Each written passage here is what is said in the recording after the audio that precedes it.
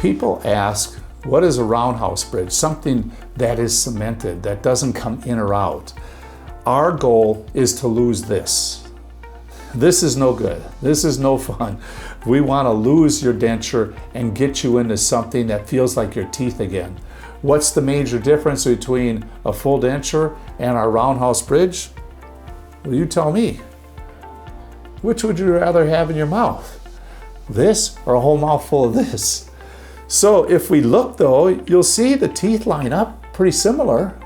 It isn't like it's no teeth. We just get rid of all the hardware. None of this is in your mouth. This is cemented in place. It doesn't come in or out. You brush it and you keep them clean with a waterpik and take care of them just as if they're your own teeth.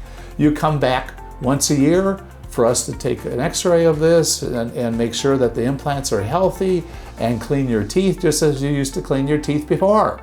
So this is the difference. This or that.